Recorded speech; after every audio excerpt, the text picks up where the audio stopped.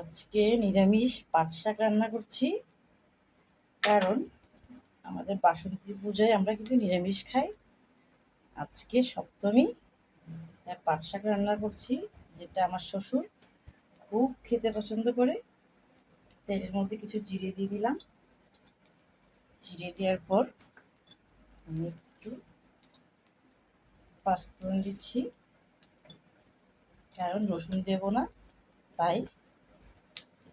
একটা শুকনো মরিচ দিচ্ছি ফোড়নের জন্য।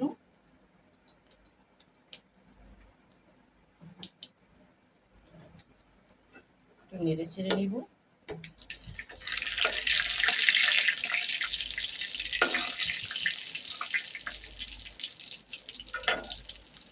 আমার শ্বশুর বেশ পছন্দ করে পাট শাক, তো ওনার জন্যই জিনিসটা রান্না করা। পাট শাক মরিচটি কালারটা একটু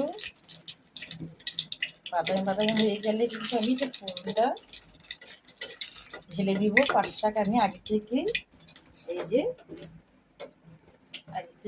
আমি সিদ্ধ করে রেখেছি।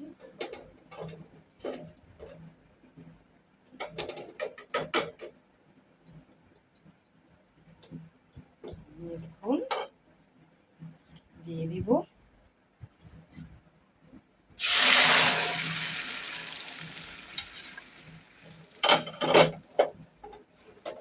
দিলাম আলুটাই।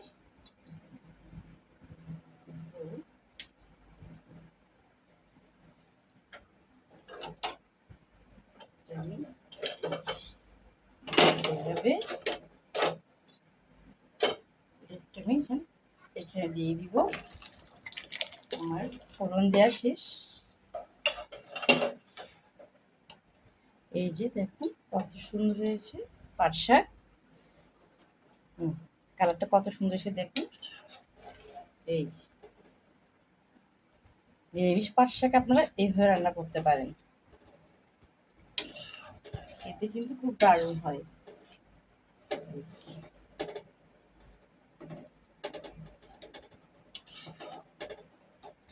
পাট শাকগুলো প্রথমে আমি কিন্তু ডাল দিয়েছিলাম, ডালগুলো সিদ্ধ করেছি, সেখানটায় আমি পাট শাকগুলো দিয়ে দিয়েছিলাম, ওইটা আমি স্কিপ করে গেছি। তারপর